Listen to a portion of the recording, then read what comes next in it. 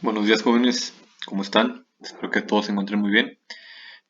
Pues esta semana grabo ahora este video sobre todo para aquellos estudiantes que por alguna razón, digamos de fuerza mayor, no hayan podido entrar a la clase de literatura.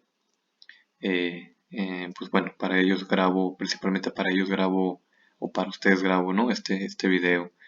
El tema de la semana es la relación de la literatura con la música, la chilena, el son huasteco, la pirecua y el corrido. ¿Está bien? Muy bien, muchachos. Entonces, pues básicamente bueno, lo importante en este tema, o lo que más nos importa explicar, o de lo que más nos importa hablar en este caso, es de la unión, digamos, de la fusión, de cómo se complementaron o cómo se han complementado la literatura y la música. Ya en semanas pasadas, incluso en el semestre pasado, en la clase de literatura uno, veíamos o nos dábamos cuenta cómo la literatura se complementa con otras tantas disciplinas, ciencias, ¿verdad? Veíamos en su momento cómo la literatura se complementa con la filosofía, cuando hablábamos del sentido de la vida, cómo se complementa con la sociología, cuando hablábamos de la problemática social o ciertos fenómenos sociales, ¿no? Como la pobreza, la injusticia, etcétera, etcétera. Vimos también cómo la literatura incluso se relaciona con las matemáticas, con la física, cuando hablamos de las realidades alternas, de las dimensiones.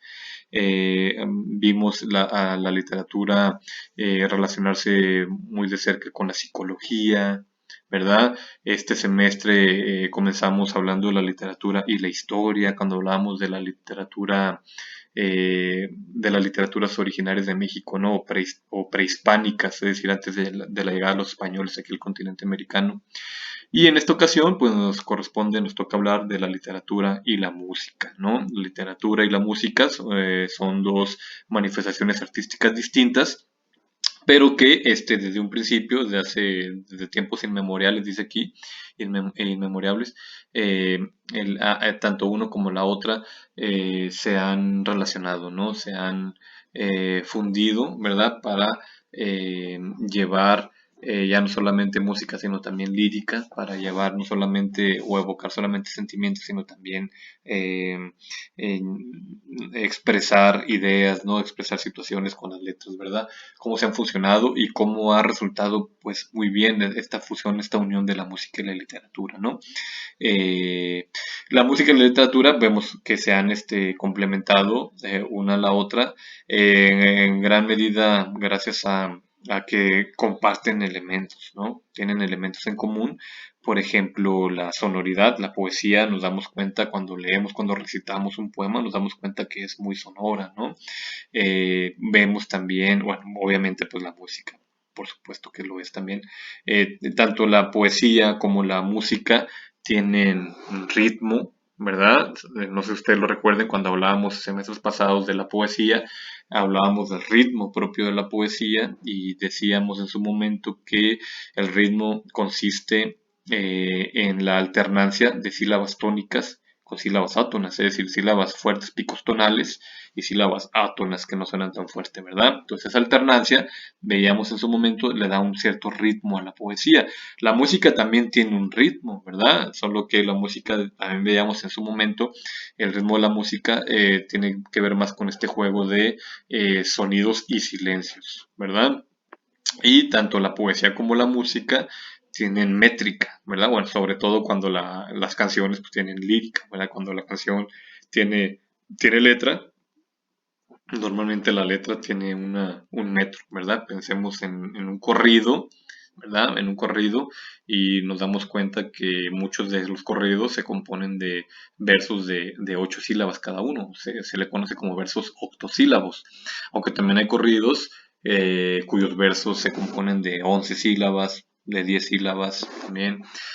Pero lo importante es eso, ¿no? Cómo la música y la poesía pues comparten elementos, por eso su relación una de la otra pues se da con relativa facilidad, ¿verdad? Y bueno, también algo muy importante es que tanto la música como la poesía pues han sido muy útiles para transmitir de generación en generación ideas, sentimientos, o han servido para como identidad, ¿verdad? De las naciones, como identidad, como elemento identitario de los pueblos, por ejemplo, ¿verdad? Finalmente, muchachos, cabe indicar que la música no solamente se ha llevado muy bien con la poesía, es decir, no solamente se han musicalizado poemas, sino que incluso tenemos casos en que historias, narraciones, leyendas, por ejemplo, se han musicalizado también. Qué mejor ejemplo que el que estamos viendo aquí en la pantalla de La Llorona, ¿verdad? Es una canción, bueno, en primer lugar, es una leyenda mexicana, muy mexicana, ¿verdad? Que yo creo que todos conocemos desde pequeños y en algún momento se pensó en musicalizarla y dio como resultado esta canción tan famosa, ¿no? Que hoy en día ya no solamente es conocida en México o popular en México, sino fuera de nuestro país también, ¿verdad? Ok, específicamente vamos a hablar de